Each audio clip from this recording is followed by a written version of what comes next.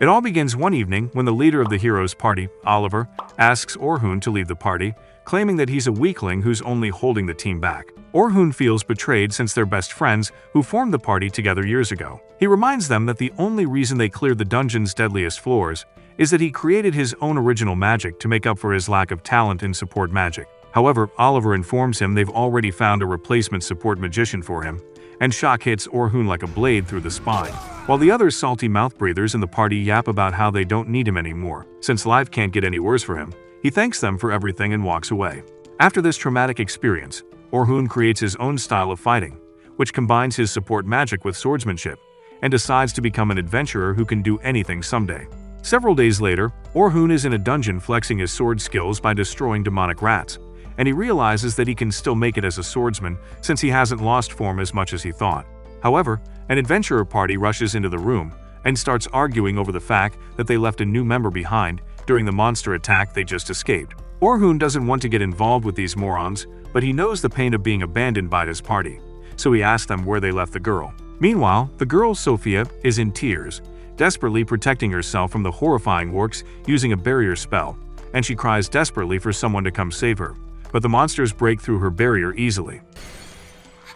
Fortunately, Orhun blocks the orcs with an airbending technique while making his grand entrance, and then charges in to face the beasts. Using magic, he enhances his physical stats, allowing him to easily annihilate one of the orcs, leaving Sophia stunned by how strong he is. Soon after, Orhun takes Sophia out of the dungeon and tries to leave, but she stops him by offering to treat him to dinner as a reward for saving her. That evening, Sophia takes Orhun to a local restaurant, and after seeing the crest on her cape, he realizes that she's from one of the biggest guilds in the kingdom. Inside the bar, they meet Sophia's sister, Selma, who Orhun instantly recognizes as the leader of one of the top S-ranked parties and the continent's most powerful enhancer. Selma angrily accuses Orhun of trying to pull Diddy moves on her sister, but Sophia informs her that he saved her life in the dungeon. As they eat together, Selma explains to Sophia that Orhun was stationed with her during the last raid, and then sends him on a special job to train recruits along with the rest of her clan. However, Orhun declines her offer because he doesn't want to go back to the support role,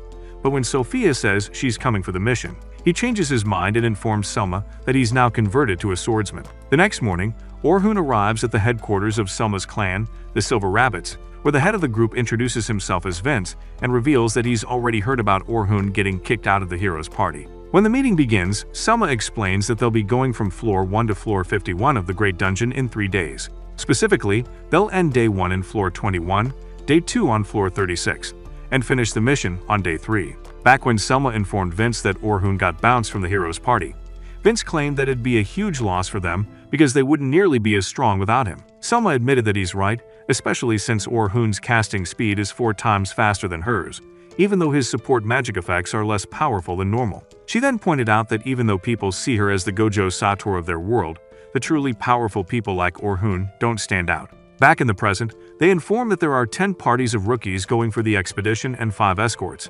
including himself and Selma. The rookie parties will handle the monsters on a rotation, and if anything out of the ordinary appears, the escorts will deal with it. Orhun asks why they're sending only 5 escorts instead of taking the safer route and sending multiple A-rank parties to support the rookies. But Selma explains that they intend to make the rookies grow in strength by experiencing a bit of extra stress. Deep down, Orhun knows she's capping because pulling off this mission is very important to the Silver Rabbits, but he knows they won't tell an outsider like him the real reason, so he agrees to help them on the mission. Vince thanks him and offers him 2 gold pieces in advance, promising to hand him 10 more if the mission is successful. But Orhun asks if he's sure because the money he's offering is the equivalent of 100 bitcoins. However, Selma explains that they're giving him that much because they value him, so he blushes and promises to do his best. The next day, Orhun arrives at the entrance of the dungeon where all the newbies are gathered, and the Redhead sisters show up to greet him. After flirting for several minutes, they meet up with the 3 other escorts, and then the 2 dudes on the team,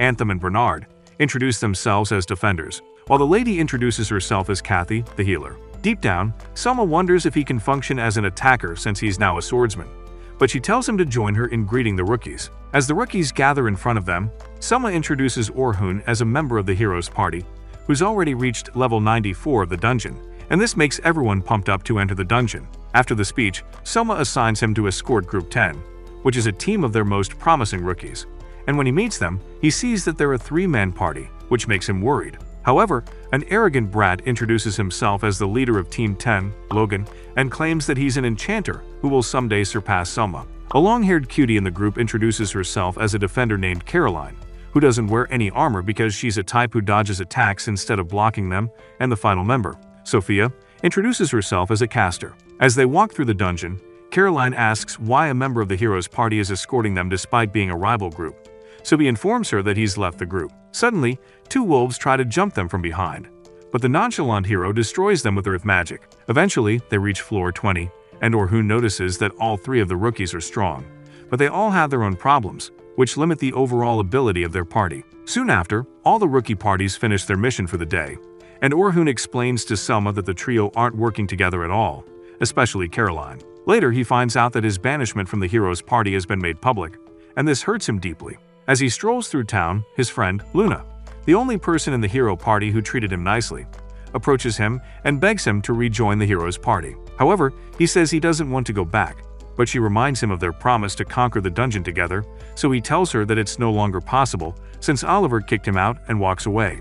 The next day, Orhun walks back to the dungeon entrance, remembering the article which stated that he was banished from the hero's party for being a male version of Sakura, and even though he expected it to happen, he feels that it happened at the worst time possible. As he approaches the newbies, he wonders how many of them will still trust him after reading the article, and truly, the students are all gossiping about the article and how he lied that he was the one who left the hero's party. When Orhun greets the newbies, he notices that their energy is totally different from the previous day, but he feels that it's normal for them to be confused, especially after all the hype that Selma gave him. Selma suddenly arrives with the other escorts and apologizes to him, but he says there's no reason for her to apologize and reminds her that she needs to get herself under control so that their teaching expedition won't end in failure. However, she claims that she should have been more careful instead of using him to inspire the recruits, but he says he's fine since he should be the one apologizing for not making himself clear. He then promises to back them during their dungeon delve and advises everyone to keep using forward like they usually do. Aanthoth then brings up the fact that Orhun made it to floor 94, and the other escorts join in by saying they aren't worried anymore. Some minutes later, Orhun meets with his rookie trio and asks them if they've seen the article about him, but both ladies claim that it's all a pile of horse dung. Logan asks him if it's true, so he confirms that the majority of it is and claims that he's weak since he can't be the hero they expect him to be at the moment. However, Sophia argues that he's strong because he was able to slime out a dozen orcs in an instant, so he thanks her with a smile and assures the others that he has enough strength to get them to floor 51. He claims that he's no longer a hero, but as a regular explorer, Orhun swears that he'll protect them and asks them to do their best in the dungeon dive just like they did the previous day. Hearing this, the ladies are excited, but Logan still feels like an idiot for getting excited about Orhun. Shortly after, Orhun and his team are walking through the dungeon, and he remembers the fact that escorts won't be giving any instructions to their students during this second stage until they get to the middle floors, starting on floor 31. When they arrive at floor 21, Caroline swiftly takes out a goblin using her blades, and on floor 29, Sophia barbecues a wolf monster using a flame spell. After carrying the team for several floors, the ladies are exhausted, so Orhun praises them. As they celebrate, Orhun is glad that they still believe in him, but Logan still has him on fraud watch. Soon, they arrive at floor 31, where Orhun can start giving orders again, so he stops them and informs the team that he senses monsters ahead. As a horde of goblins appears, Orhun commands Caroline to draw the goblins' attention, so she charges in and starts squaring off with them. He then instructs Sophia to handle the orcs in the back and Logan to support them both with magic. Before he can even finish his sentence, Logan activates his magic enhancement spells and concludes that Orhun isn't anything special since he's giving basic commands that anyone would give. As Caroline's physical stats get enhanced, she starts slicing up the goblins like she's playing Fruit Ninja. But Logan notices that Sophia is completely frozen in front of an orc. He realizes that she can't move because she's traumatized from her previous orc attack, and he wonders if Orhun is going to help her. As the orc draws closer, Logan decides to save her himself since their bum teacher has suddenly become a statue, but Orhun uses magic to reduce the agility of the monster. While the orc walks in slow motion, Orhun comforts Sophia by reminding her that she isn't alone because she has her comrades Logan and Caroline, as well as himself. He then advises her to calm down and do her best, so she activates one of Natsu Dragneel's most powerful flame spells, which destroys the orc. Orhun is surprised that she can use advanced magic, and Caroline starts glazing her. Logan is surprised that Orhun used a debuff on the orc and Sophia's advanced magic, and he wonders if he was really banished from the hero's party. Soon after, they arrive at floor 35, where a giant spider monster called a death tarantula appears, and Logan starts wetting himself because he feels that they're not nearly powerful enough to fight that monster. However, Orhun instructs him to boost Caroline's physical stats and Sophia's magic, and he's surprised that Orhun is giving him the same order as always. Caroline suddenly charges towards the monster, and Logan tries to stop her, claiming it's risky. But Orhun stops him and claims that he'll be at a disadvantage if he goes forward. He then instructs Caroline to jump over the monster while she slashes its back, and after she does that, he tells her to keep its attention on her and carefully dodge its attacks. As Logan enhances her body, the baddie Kratos dodges all of the spider's attacks and parries away its claws before rage-baiting it to attack again. Orhun then explains to Logan that Caroline's mobility depends on him and orders Sophia to pin it down, so she blasts some wind slashes at the spider, which slices off its legs, causing it to fall to the ground. As Caroline celebrates, Orhun instructs Logan to boost Caroline's stats again, and this confuses him, but he still carries out the order. Suddenly, the spider monster wraps Caroline with its webs and starts pulling her into its mouth. But Orhun tells her that she's strong enough to cut through them, so she decides to give it a try. As she struggles to escape her bondage, Orhun instructs Sophia to prepare a spell called Rock Arrow and asks Logan to boost Sophia's magic again since the last one is about to wear off. As Caroline cries for help, Orhun notices that Logan can only sustain 3 spells at once, so he magically boosts the sharpness of her blades, allowing her to cut through the webbing. Once Orhun gives Sophia the signal, she fires a large rock arrow, which destroys the spider monster. As the girls celebrate, Orhun praises Logan's support magic and walks away. Later that evening, Logan asks Sophia about Orhun, and she explains that he's an enchanter who converted to a swordsman, and this shocks him because he saw Orhun use powerful enchanter spells easily during their fight. Meanwhile, Orhun is having dinner with Aanthoth and Bernard, and they ask whether he's a frontline attacker or an enchanter, so he explains that he converted to a swordsman after leaving the hero's party, because he's always wanted to become a swordsman like his grandfather. As the ladies shower together, Sophia starts worrying that she won't see Orhun again after the expedition ends the next day, so Caroline advises her to ask him to join the Silver Rabbits. The next morning, everyone gathers at the entrance of the dungeon, and Orhun meets up with his 3 midget musketeers. He advises them to stay sharp so that they can all pass and make it home in one piece. But Caroline asks him to reward them if they pass and acts as a wingwoman for Sophia by telling him that there's something she wants. However, before Sophia can muster up the words to ask him, Selma suddenly calls Orhun to meet her for something. As Orhun walks ahead, he hears some newbies talking about how the hero's party is heading to the deepest part of the dungeon that day, starting from floor 92. Orhun is surprised because it would make more sense to start with the lesser floors if they really want to see how they can work together as a new team, but he remembers that it's not his problem anymore, so he walks away. In floor 92, Oliver announces that it's time for the upgraded version of the hero's party to have its first adventure, and they're aiming to clear the Southern Great Dungeon, since the loser is no longer holding them back, and they have a new baddie on the team. As everyone badmouths Orhun, Luna stares angrily at them, but Oliver feels that she'll understand that they were right about Orhun after this dungeon dive. 2 days ago, the new girl, Philly, introduced herself to the other members of the hero's party, and Oliver claimed that she'll be their party's first real enchanted, because she reached the 100th floor of the Western Great Dungeon. Orhun's 2 biggest ops, Derek and Anne, started yapping about how they never needed Orhun in the first place, calling him stingy for trying to make them manage their money when they could simply spend it on champagne and caviar. As they drank together, Luna suddenly arrived and was surprised to see a new girl in the room.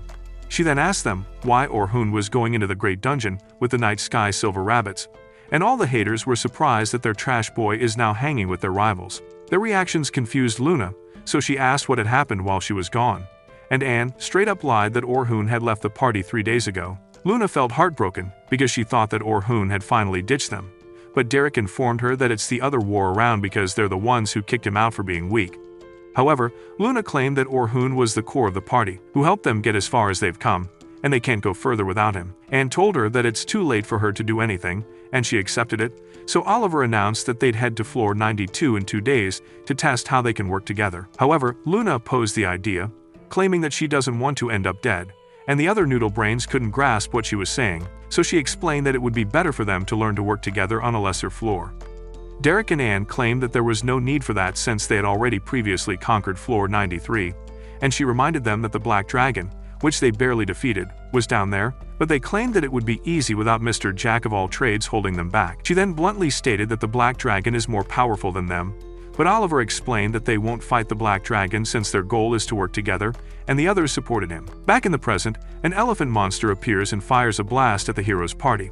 But Oliver blocks with his sword and tries to attack it, but his sword does 0 damage to its trunk. As Oliver hides behind a rock, his buff fades away, and he realizes that his whole body feels heavy whenever that happens, so he asks Philly why her buffs keep wearing off. She apologizes and explains that she hasn't figured out how they fight yet, and this confuses him because Orhun had already figured out everything within an hour on the first day. Suddenly, the mammoth monster fires a blast, which is deflected by Derek's shield and almost destroys Anne. She yells at Derek, asking what he's doing, so he explains that he slipped. However, he is confused because he used to be able to block blasts like that easily, and then blasts the monster with flame spells, but she's baffled by the fact that her usual haymakers are now like candle flame. Seeing this, Oliver orders Philly to buff her, and once she does, Anne blasts more flame spells, but the beast tanks it easily and fires a blast at her, which she barely manages to block. Oliver wonders what's going on because he thought Philly would be much more powerful than Orhun, but his brainstorming is interrupted as Derek, who is currently being overwhelmed by laser blasts, asks him what to do next.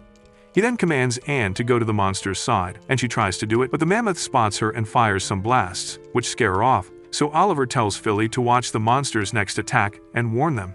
Philly says it's impossible, and Oliver argues that it's an enchanter's job to keep an eye on everything and understand the flow of battle, but she explains that all she can do is provide support magic. This makes Anne conclude that she's useless, and Oliver asks why they're so much weaker than they used to be.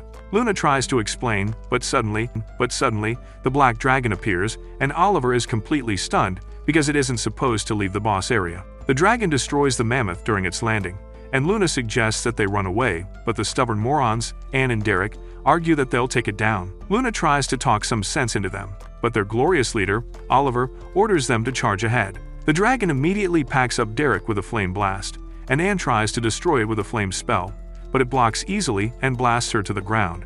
As the dragon prepares its ultimate breath attack, Philly buffs up Oliver, and he unleashes his Bankai on the dragon, but the dragon destroys it easily and sends him flying. With no other choice left, the team tries to portal away, but the dragon blocks their path and flies through the metal instead. Since the dragon poses a threat to the other adventurers, Luna suggests informing the guild so they can forcefully teleport everyone out of the dungeon, and then asking Orhun to help them defeat the dragon. While healing them, Luna explains that the reason they're weaker is that Orhun used to support them with his original spells that increase their attack and defense power 50 times more than the original output. While they run forward, she explains that Orhun used to boost their spells and weapons with his spells so that they wouldn't feel weak when his buffs were off. As they leave the dungeon, everyone starts hyping the hero's party, thinking they've conquered the dungeon, but Oliver feels like a fraud, knowing they just put everyone else in danger. Some hours later, the rookies gather inside the dungeon, and Orhun reminds his Powerpuff Trio that the goal for the day is clearing the dungeon from floor 36 to floor 50, and once they get to floor 51, they'll use teleportation crystals to head back. However, he knows that they'd be facing monsters that the rookies can't handle, and he and the other chaperones could easily handle them. But for some reason, he senses something terrible in the dungeon. Caroline interrupts his brainstorming by telling him how much she can't wait to slice the monsters into patties, but Orhun reminds her that she's a defender who shouldn't be rushing to face monsters every time. However, the battle junkie argues that she wants to fight on the front lines and starts pestering him for advice on how to fight better. Orhun advises her to start thinking of herself as part of a team while she's still new because there's a limit to what she can do as an individual, and she complains that he's no fun. But Logan supports Orhun's point by saying that even the famous Albert claimed that working together as a team is important. Hearing this, Orhun points out that everyone knows Albert since he was the undisputed ace of the Night Sky Silver Rabbits, who died fighting the Black Dragon in floor 92 last year. Logan claims that he's still a hero to everyone in the Silver Rabbits, but in a sad tone, Caroline points out that he died protecting the defender of his group, who was meant to protect him, and claims that she fights alone on the front lines so that her comrades won't be in danger. When they arrive at floor 36, Selma meets up with Orhun and points out that his rookie team now love him, and he admits that he's relieved that they accepted him, even with all the newspaper drama. She admits that Logan and Caroline can be a handful, but asks him to look after them so they can become strong and not end up as potential men like Megumi. After he agrees, she brings up the fact that he was talking about Albert and reveals that Albert's loss was the reason that the hero's party was able to take the lead over the Silver Rabbits in conquering the Great Dungeon. He admits that the Black Dragon was tough for them as well, and they couldn't lose someone just like they did Albert, and she tells him they're still trying to fill the hole Albert left since he was such a dependable guy. Orhun plays dumb and says he hopes they find someone good, so she asks him clearly to join the party. But he says that one party doesn't need enchanters, especially if one of them is the Lionel Messi of enchanters on the continent. She admits that he's right because Vince said the same thing, but brings up the fact that he joined the mission as a swordsman, which makes her eager to see what she's capable of on the boss floor. Some minutes later, everyone gathers in floor 40, and Selma announces that they'll split into groups on that floor and meet up just before the floor boss. As Orhun and his group walk through the dungeon, Sophia admits that she's nervous because their group is separate from the others. So Orhun explains that they're training to be able to split up and find the floor boss. However, Caroline complains that she doesn't like the idea of getting lost there. So Orhun tells her that it's important to gather information in advance. All the adventurers usually make multiple expeditions to map the floor out, find the right path, and share that information with others. That's why larger clans have the advantage. Hearing this, Caroline is happy that they have a walking dungeon encyclopedia with their team since Orhun has been deeper into the dungeon than anyone else, and Logan asks him to describe how the lower floors are. He explains that the lower floors, starting at floor 76, are like a snow-covered mountain, and when they get deeper, a blizzard starts, but they interrupt his lecture by pestering him with more questions. Meanwhile, the heroes' party arrive at the guild hall, where Luna asks the guild clerk, Eleonora, to bring the guild master because they need to teleport everyone away from the dungeon. As Orhun and his team walk deeper into the dungeon, the rookies are surprised that there are no monsters around, and Orhun realizes that the monsters are hiding out because they're afraid of something. Suddenly, a monster appears, which excites Caroline, so Orhun lowers its agility, allowing her to destroy it. As she celebrates, they warn her that she shouldn't have rushed into fighting it because Azure goblins are incredibly strong, and Orhun reminds her that she'll put her comrades in danger if she gets into trouble, so she apologizes. Orhun then explains that she can stop an enemy from attacking by reading their movements just before they attack and striking their vital point needed for the strike, and Logan begs him to teach him something as well. At the guild hall, Luna asks the guild master for a forced teleport, and this shocks him because he knows it consumes a lot of mana, so she informs him that the black dragon is loose in the dungeon and could attack anyone there. Back at the dungeon, Logan asks for advice on how to use debuffs, so Orhun explains that it's hard because he'd have to understand the target's magic resistance before tuning the spell accordingly, and powerful monsters aren't affected by them much. He claims that Logan has to learn the magic resistance of every monster in the deepest floors of the dungeon before he can learn it, so he decides to teach him trap magic instead and explains how it works to him. At the same time, the guildmaster and the other nobles initiate the forced teleportation spell, and they inform Oliver that he'll take responsibility for it. Meanwhile, Orhun explains the concept of parallel construction to Sophia, which will allow her to cast two different spells at the same time, and she asks him to be her teacher, which makes him blush. After the nobles have finished gathering enough mana for the teleportation spell, the guildmaster asks the heroes' party to be the one to defeat the black dragon, and Luna agrees, but asks for a special request. In the dungeon, everyone arrives at the boss room, so Selma tells the rookies to stay in the safe zone while the tutors handle the fight. As the monster attacks, Orhun stops it with a swift sword strike and a trap spell, allowing the others to destroy it. Meanwhile, the heroes' party rushes towards the dungeon, and Luna tells her teammates that they need Orhun to defeat the black dragon since they're the weakest party. On the 50th floor, a Titan version of Mr. Krabs arrives, so Orhun slashes off its claws with a Getsuga Tensho, allowing the others to defeat it. As everyone prepares to leave the dungeon, the space in the air suddenly cracks open, and the black dragon arrives, causing everyone to freak out. As the dragon lands, Orhun tells everyone to run for their lives, and Selma freezes in shock because she can't believe that she's staring at the real black dragon. The other escorts are shocked as well, because they know this overpowered man-eater has no business being in this low floor. As Orhun brainstorms about a way to get out of this disastrous situation, he remembers that they've defeated the floor boss and would be able to escape if they could get past the dragon and reach the teleportation crystal. However, when he turns back, he notices that he's the only one who can move since the others are standing still like Lego toys while wetting themselves. He knows that monsters usually attack groups of people, and the black dragon is no different, so he locks in and decides to fight the black dragon to ensure that all the new adventurers make it back alive. As he pulls his sword, he resolves that he'll protect them at all costs and give up on any ideas of buying time for everyone to escape, since the only way to survive is to slay the dragon. While charging forward, he instructs the other chaperones to do whatever it takes to keep the rookies safe, so Selma directs the others to take their defensive formation. After they activate a barrier, the dragon fires a flame blast at them, and everyone concludes that they're cooked since the blast is clearly stronger than their shield, but Orhun uses a spell to enhance their barrier. When the smoke clears, everyone is shocked that they haven't been turned into bacon, and Selma realizes that it's Orhun who saved them. As they look on, Orhun throws a dagger towards the dragon's eye, but it blocks with its eyelid and thus creates an opportunity for him to deliver an explosive slash on the dragon's neck. However, the overgrown lizard survives, so he asks Selma to keep protecting the others and assures her that he has a plan to defeat the black dragon. Selma still worries for him, but he assures all of them that he'll protect them and puts on a special necklace before charging back in. The dragon blasts flames towards him, but he dodges and starts rage-baiting the beast to lead it away from the others. As the dragon fires another flame breath attack, Orhun pulls a nasty Uno reverse by using a reflective wall to send the fireball right back at the dragon.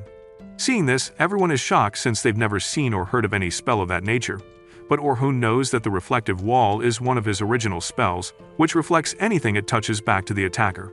Somehow, the dragon is still unharmed after taking its own attack, so Orhun decides to get risky by casting all 6 types of support spells at once on himself to boost all his stats at once. Selma is impressed by this, but she's worried because Orhun's support magic can only double stats, and she wonders if she should help, but suddenly, the Giga Chad casts another powerful support spell to double all his stats again. This shocks her completely, but the Giga Chad isn't done at all with his aura farming, as he then triples his stats, quadruples them and quintuples them all in one go, causing his aura to glow golden like a Super Saiyan. Selma can't believe her eyes, because she thought the same buff can't be used multiple times, and normally, if a buff is recast, it just resets the time until it wears off. The dragon tries to swat him with its tail, but Orhun swiftly dodges and hangs from a cliff nearby, and Selma starts shivering as she wonders just how deep Orhun's bag is. Orhun lands on the ground, bleeding from his nose, and he realizes that he won't be able to go on for much longer since he's basically casting 30 different spells on himself at once, and the burden is too much for any caster. As he charges ahead, he decides to end the fight quickly, and the dragon tries to nail him with another tail strike, but he leaps into the air and evades another tail attack by creating a magical structure midair. This shocks everyone, and they start to wonder if he's using magic, but Orhun knows it's not magic but rather a special ability. Rarely, humans in this world have powers called special abilities, which are another type of power different from magic or sorcery. Orhun's ability is called magical convergence, and he can gather magic into a single point and materialize it. He can also use that magic to propel himself through the air, which makes it a very useful ability. Oliver has the same ability, and he only uses it for attacks. As Orhun flies to the monster, he boosts the sharpness and durability of his blade and lands a powerful slash attack called Impact that takes the beast down, causing everyone to cheer for him. However, Orhun starts to stumble, and Selma realizes that he's being overwhelmed by the strain of using multiple overpowered spells at once, and she wonders what she can do to support him since the strongest members of the Silver Rabbits couldn't defeat it together. As the battle rages on, Selma starts to get a weird sensation that's taking over her body, and she wonders if she's actually worried for Orhun, but she decides to focus on protecting the recruits. Suddenly, the dragon fires a flurry of hollow purples at Orhun, and as he struggles to dodge them, everyone worries for him. In the heat of battle, Orhun remembers how everyone in his village was destroyed by bandits, and he swore that he would become as strong as Superman so that he could protect everyone dear to him. However, Bro isn't Freyren, so he snaps out of his flashback arc and locks in to destroy the dragon. He realizes that the dragon has a skill similar to his magic convergence that allows it to use the magical power in the vicinity to attack in different ways, and he notices that the dragon isn't even serious yet, which ticks him off. As the dragon spams blasts at him, Orhun dodges and counters with several spells, but the dragon suddenly fires a super fast attack, forcing him to activate his reflective wall to protect himself. Since Orhun can't find an opening to land the finishing blow, he remembers that he used to have the members of the hero's party covering for him, but he decides that he'll destroy the dragon without their help. He then uses an original spell to overwhelm the dragon with a barrage of fireball attacks, and the dragon tries to retaliate with a large fireball, but he launches a powerful dark slash and enhances it using impact, allowing it to slice through the fireball and hit the dragon. However, the dragon survives by sacrificing its tail, so Orhun charges in one more time, but his buffs suddenly time out, and Selma tries to buff him up, but it doesn't work, so he tells her to focus on protecting the others. He then unleashes a powerful lightning attack, which sends the dragon to the ground, but the dragon survives and his sword breaks, so he creates an overpowered sword by converging mana and delivers an ultimate slash, which finally destroys the dragon. As the hero party rushes towards the dungeon, Luna notices a teleportation light at the entrance, and sees that several adventurers have been teleported outside. She then walks towards to see what's going on, and her jaw drops to the floor when she sees that Black Dragon's dead on the ground. The other frauds in the hero party start rattling their mint-sized brains to figure out what's going on, but Luna sees Orhun exhausted from battle. As he approaches her, she tries to heal him, but he stops her and asks her to take care of the cleanup while walking away. Seeing that he's the only one injured from the battle, she realizes that he fought the dragon himself, and Derek starts questioning him aggressively to know if he's the one who defeated it. But Luna stops him and asks him to accept his own weakness. This triggers the jabroni so much that he tries to attack Luna, but she tells her spirit, Pixie, to handle him, and the spirit places his body in suspended animation while Luna declares that the fight is already over. Oliver tells both of them to cut it out, so she releases the hothead from the spell. But Oliver still feels ticked off that his former bestie has now become a Sigma Lord. That evening, Sophia decides that her report from the expedition is going to be all about Orhun, since he taught her courage, helped her cast her first advanced spell, taught her about parallel construction, and defeated the dragon all by himself. With her face glowing red like a warning light, she reminisces over how her glorious king always has a kind expression on his face while doing cool things like facing a dragon. Suddenly, Selma arrives, looking like a zombie that just ran a marathon, and she lies on the bed to sleep, but Sophia tells her to take a shower before bed. She says she'll take one later, but when Sophia offers to take the shower with her, she immediately folds and enters the bath with her. While in the pool together, Selma expresses relief that Sophia is okay, but Sophia says it's all thanks to the GigaChat display by Big Daddy Orhun. Selma asks her how the battle between Orhun and the Black Dragon seems to her, and Sophia gives the natural response by glazing Orhun for his strength, but Selma complains that Orhun is so much more powerful than them that she can't even understand him. However, Sophia says she understands him, so Selma immediately jumps towards her and starts pestering her with questions about what she understands until Sophia tells her to calm down. Sophia claims that Orhun's movements and magic were amazing, but the rest was all just basics, because the way he fought is exactly how he taught her team about how rear attackers and defenders fight. She learned a lot from him, but she's still amazed that he could do it all by himself, and Selma is surprised that her sister fully understood a battle that left her 2 remaining brain cells in a disarray.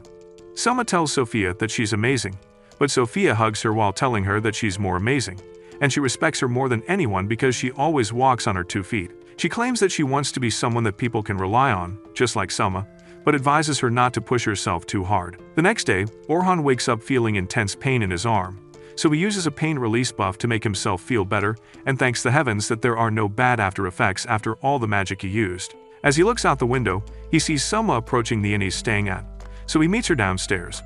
In the bar, she asks how he's doing, so he assures her that he's fine before thanking her for coming all that way to check on him. She then bows her head while thanking him for helping them complete the teaching expedition with no casualties, and he begs her to stop bowing since she's basically royalty. But she claims that position isn't important because she can't thank him enough for saving her and the recruits. She then asks him to come to their clan since the leader wants to meet him, and he says it's fine since he planned to spend the rest of the day gooning. When they arrive at the Night Sky Silver Rabbit's headquarters, Vince asks Orhun to join their clan as a frontline attacker for Unit 1, which is their most powerful party. And he also intends to recommend him as lieutenant of their clan. Orhun brings up the fact that he's too young, but Vince says it's okay because he has far more experience than anyone else, and he's an educated, serious hard worker, making him a perfect fit for the role. When he asks Selma for her opinion, she agrees with everything Vince said and tells Orhun that she'd like to work with him to support her clan. Orhun knows that anyone would jump at an offer like that, but he asks them to give him a bit of time to think about it, and Vince agrees. As he leaves, Vince informs him that the Adventurers Guild wants to see him, so he tells him that he'll head there immediately. Shortly afterwards, he arrives at the store of his old merchant pal and tells him about the offer he received as well as the fear that he could end up getting used and dumped again, so the old man advises him to think about it some more. Afterwards, Orhun meets with the guild elites and the members of the heroes' party at that guild hall, and confirms that he was the one who soloed the Black Dragon. The 2 arrogant meatheads start talking trash again, claiming that they're the ones who weakened it for him, but Orhun tells them to shut their pie holes. Orhun then scolds Oliver for starting on a dangerous floor like floor 92 with a new enchanter, but the obnoxious fool says an enchanter only has to sit back where it's safe and cast buffs repeatedly. Heading this, Orhun angrily schools Oliver about the hardships an enchanter faces while keeping track of all their party members' buff time limits while giving them orders in the heat of battle.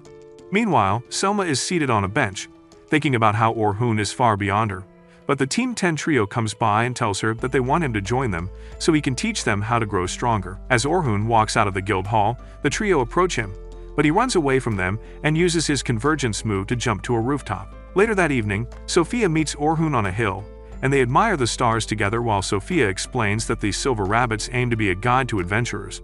She then shoots her shot by asking him to join her clan, and Orhun asks how the silver rabbits are, so she explains that it's a warm place that treats everyone like family. The next morning, Orhun tells Vince that he's decided to join their clan, and he officially puts on his new uniform before meeting up with his 3 students. Several years ago, Orhun and Oliver were doing their best impressions of Ichigo and Aizen while sparring together, and Oliver ended up getting the W, so the Adventurer Scouts decided to pick him, because he's a young prodigy who could protect the hero. While on the ground, Orhun admitted that he lost and couldn't beat Oliver, but Oliver told him to stop the cap because he knew he was much stronger than he was pretending to be. However, Orhun said he's overestimating him because he gave everything he had during the duel and explained that he used to be stronger, but Oliver became stronger than him.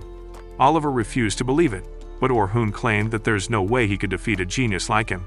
So Oliver promised that he'd one day make Orhun take him seriously. After he walked away, Orhun said he can't ever get drills with him because he doesn't want to destroy him, and suddenly, a girl named Cyan arrived to compliment his performance. He apologized for looking like a wimp in front of her, but she disagreed, saying he looked cool, and she claimed that she knew his real strength. Orhun explained that it was the result of his heart being too weak to endure his strength and the way the grown-ups looked at him, but he felt that it was his fault that Oliver was carrying that burden, so he decided to help him.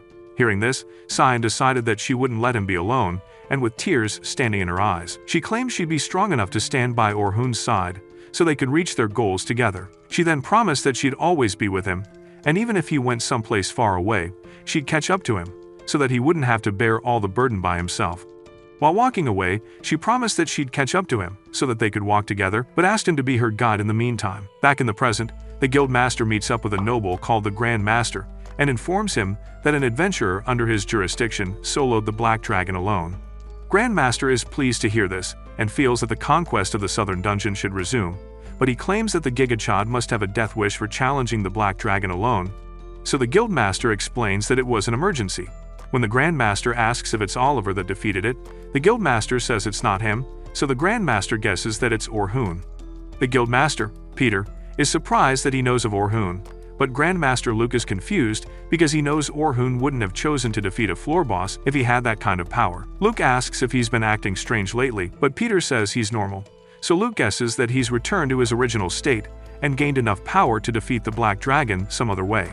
He asks Peter to immediately inform him if anything else happens with Orhun, so Peter agrees and leaves. Somewhere in the forest, a party of adventurers just finished destroying a bunch of adventurers, and an armored brunette among the group, named Agnes, says she's surprised that 5 top-level parties were working together to face them. The brute of the team, Gibeah, claims that it made no difference since they were still packed up in seconds, and the gentleman of the group, Zuriel, says he's glad that none of them was hurt before asking their leader, Cyan, what to do next. Because no other strong adventurers will be appearing in the eastern dungeon for a while, Cyan suggests that they leave and asks the person hiding to show themselves. Immediately, a messenger, wearing a low-quality Espada cosplay, appears and informs her that someone has appeared at the southern Great Dungeon who is powerful enough to defeat the Black Dragon alone, and she's been sent by headquarters to slay him if he decides that he's an enemy. Cyan is surprised that someone that powerful exists, but the messenger says it's likely that he's already sided with the church. She concludes that it's not Oliver since there isn't much information about the person, and Agnes states that she'd like to bring him over to their side. But Gibeah reminds her that they'll have to destroy him if he's with the church. After the messenger leaves, Cyan announces to her team that they'll be headed to the southern Great Dungeon as soon as possible. But Zuriel says they have to be careful since the south is the church territory. As they move ahead, Cyan realizes that the Dragon Slayer in the south might be the same as her, and even though she doesn't want to get involved with that place, she knows that she's the only one who can deal with this matter. Knowing that the south will fall as quickly as the west if someone truly has that power, she decides that she'll stop it no matter what and carry on the will of the man she loves the most, Orhun, whom she thinks is dead. She decides that she'll destroy all the old men in the church who drove Orhun to his death, and if the Dragon Slayer works with them, she'll destroy him as well. Meanwhile, the elites of the Silver Rabbits are having a meeting, and Vince explains to them that Orhun risked his life to protect their comrades, and he has knowledge that their clan lacks, which allowed him to do all the management and operations while he worked at the hero's party.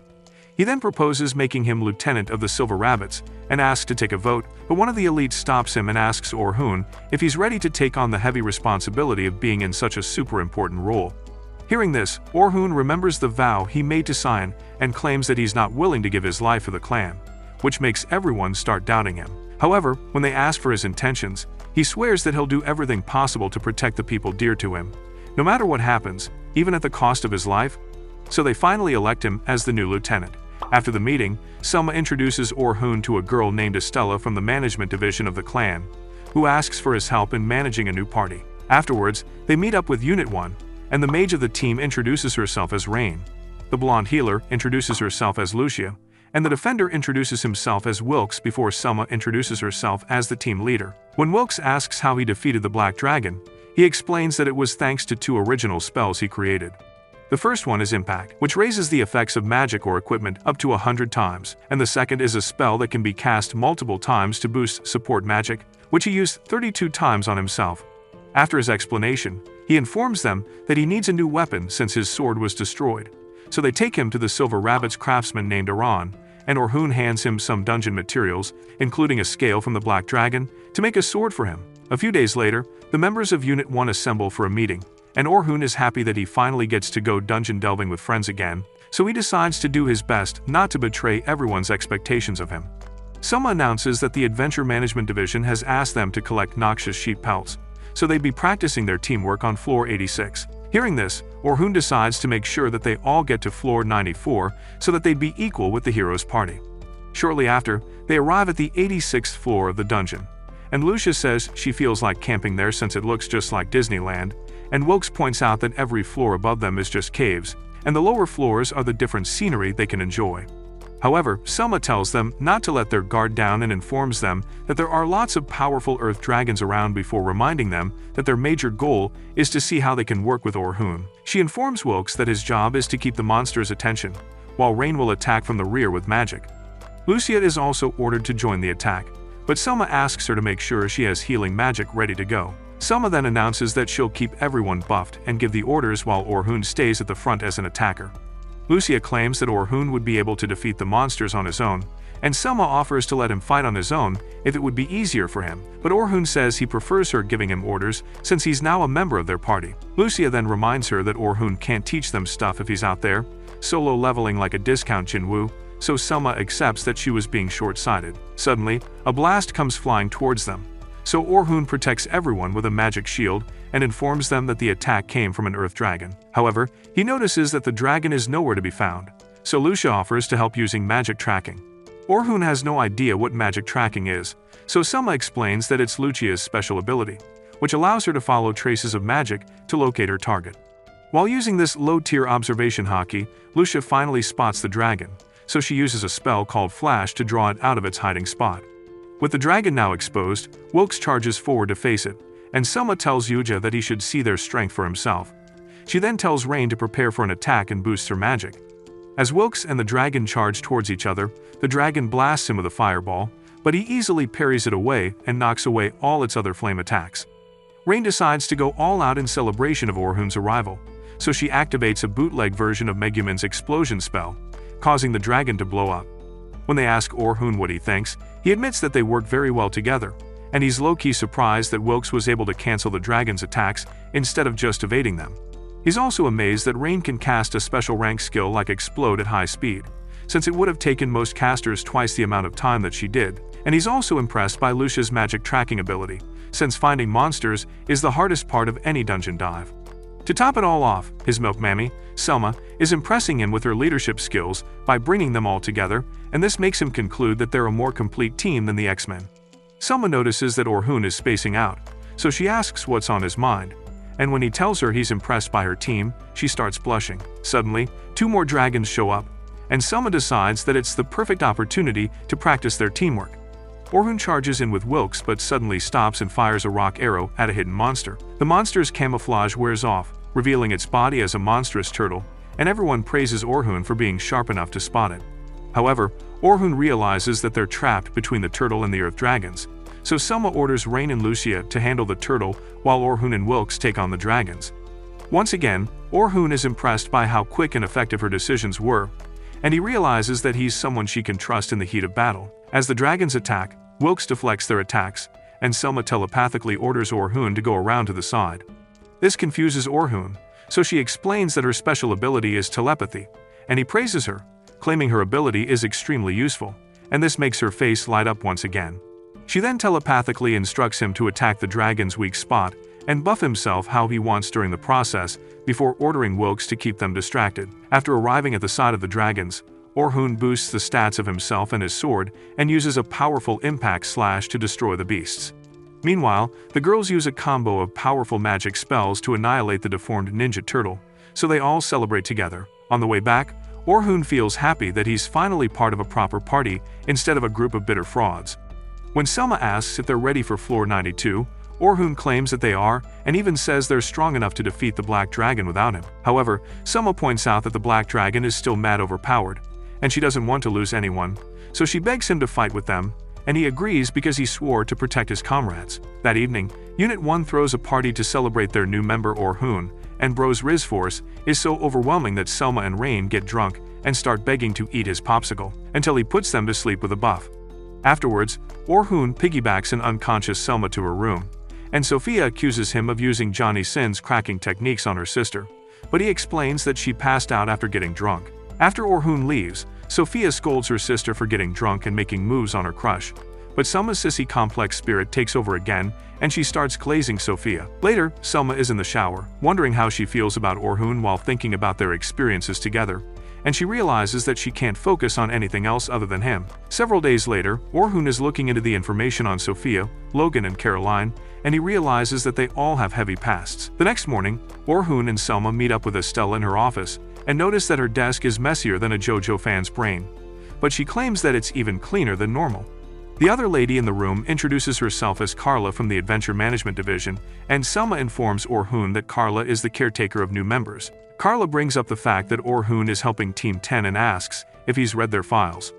After he confirms that he did, she officially places them in his care, and Estella thanks him for deciding to help them because she and the others have always been worrying for them. Orhun asks about the policy for training them, but Estella says there's no policy because he's in charge of everything, and all he has to do is teach them what he's learned from his experiences.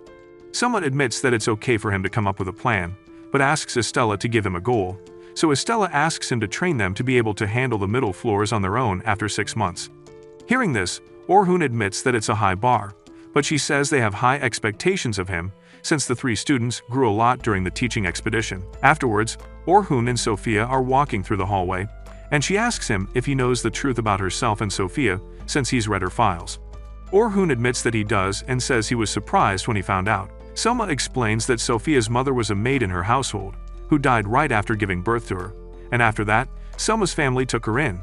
However, as the daughter of a mistress, she had no real place in the household, so her life was very hard when she was young, and Selma did everything she could for her. But things got worse for her after Selma left. One evening, when Selma came home, she asked Sophia to come with her, and Sophia immediately took her hand. Selma explains that this is why she wants Sophia to be an adventurer, so Orhun promises to do the best he can to support her.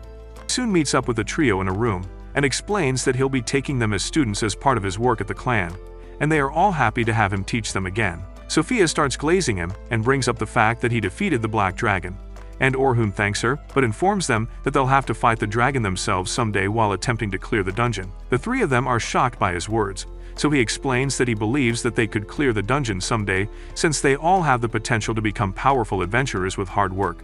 Hearing this, all 3 of them promise to do their best, so he tells them that there are 2 important things he has to tell them to start their training. The first is that they need to be thinking at all times since there are lots of different ways to solve a problem, and they need to be flexible instead of sticking to a standard script. The second is that they shouldn't always think what he says is right, because he doesn't know anything and has made countless mistakes himself. Rather, they should think about his words and make them part of their own knowledge and experiences, and if they aren't sure about something, they should ask. He then asks them why they all decided to become adventurers, and Sophia reveals that her goal is to be like her sister, Selma. Orhun is amazed by how much she looks up to her sister, but she adds that she wants to become an adventurer who can find her own goals and dreams, so he promises to support her.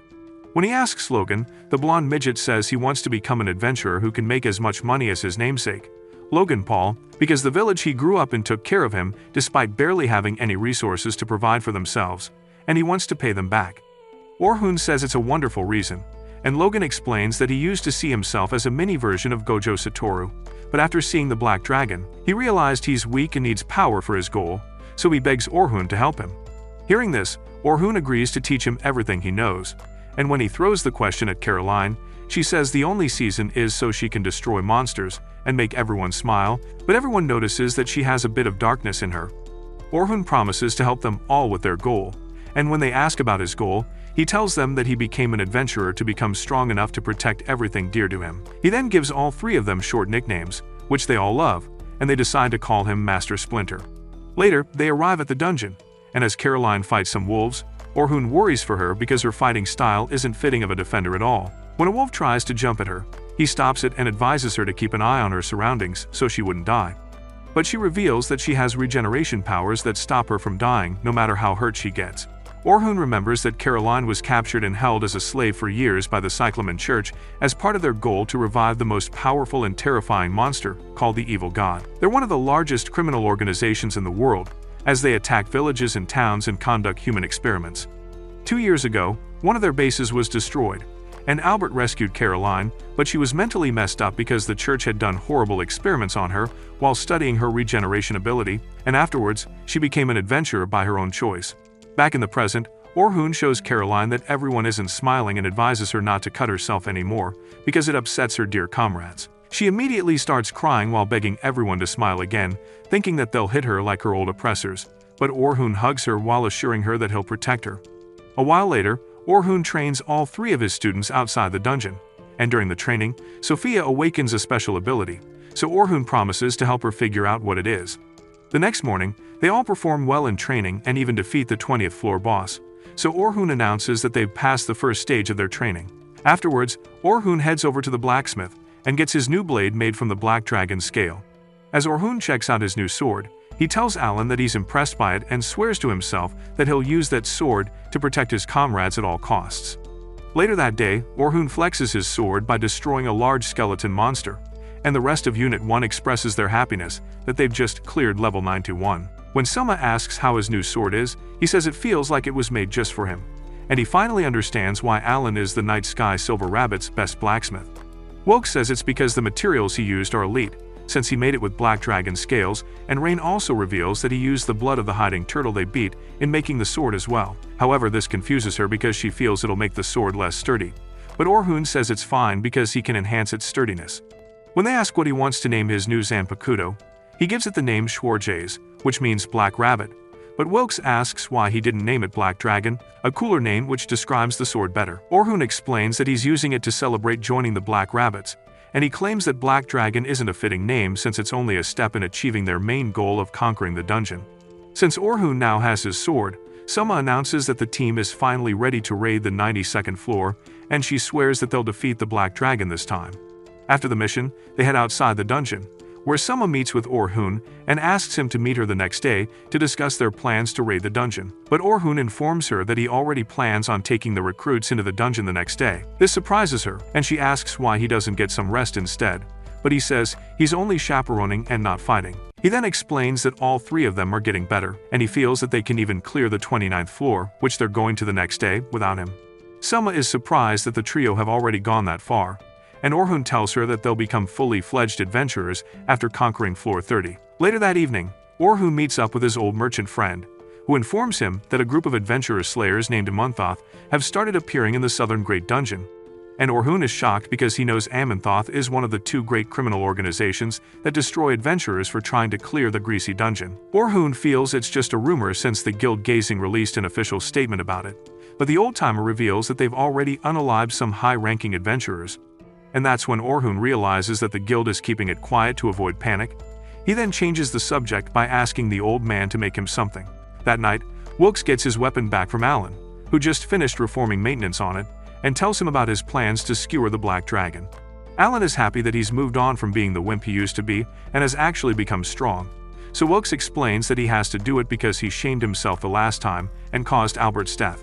Meanwhile, Sophia meets with Selma and expresses her concern that she and her team could get smoked by the dragon, but suddenly hugs her while wishing her good luck. Selma realizes that her sister has become stronger, and she promises her that she'll beat the Black Dragon. The next day, Sophia and her team successfully clear floor 29, and they start celebrating over the fact that they're one step away from entering the middle floors and joining Unit 3. Orhun congratulates them while pointing out that they're about to advance from being recruits to fully fledged adventurers. But Sophia is worried because she knows Orhun won't be teaching her anymore. The next morning, Estella approves the team's request to go to floor 30, and she informs them that they'll have an adventurer from Unit 2 accompanying them as an observer.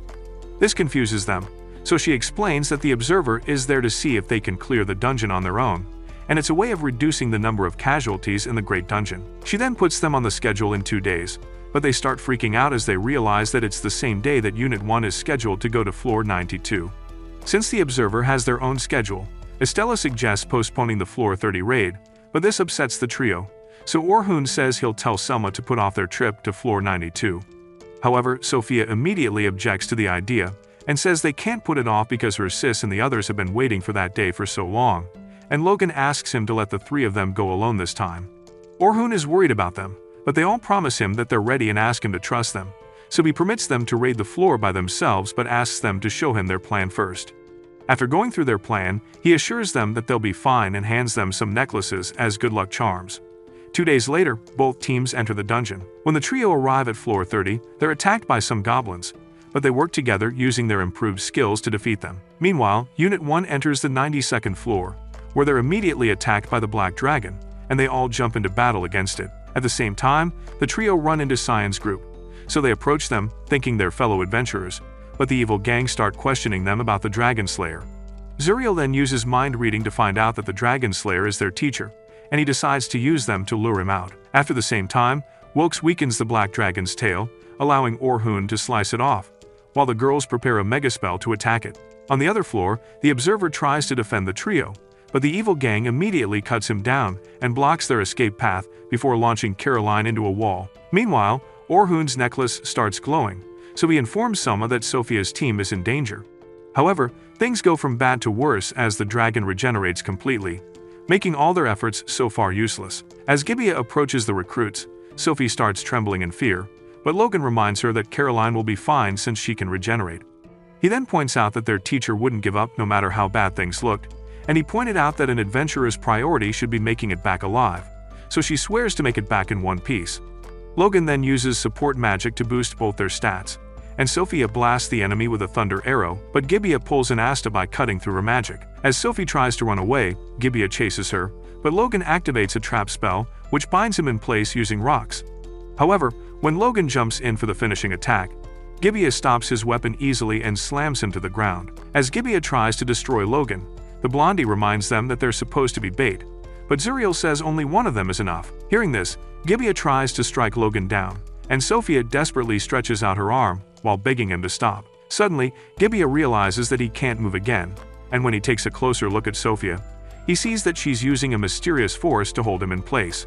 Sophia realizes that this is her special ability, so she launches Gibeah into the wall and heals Logan with a spell. When Logan asks what she did, she reveals that it's her special ability, but before she can explain further, the hot-headed brute returns to his feet, boiling in anger, and Agnes asks him to just end them already. As he moves in to destroy them, Logan activates a magic circle and tells Sophia to join him in hitting Gibeah with all the magic they have, so she activates some magic circles of her own, with the determination to survive so that she can meet Selma and Orhun again. Meanwhile, the Black Dragon creates a large amount of light spears to attack Unit 1, so Orhun decides to stop holding back, and activates a spell called Alteration, which covers his sword in a dark aura.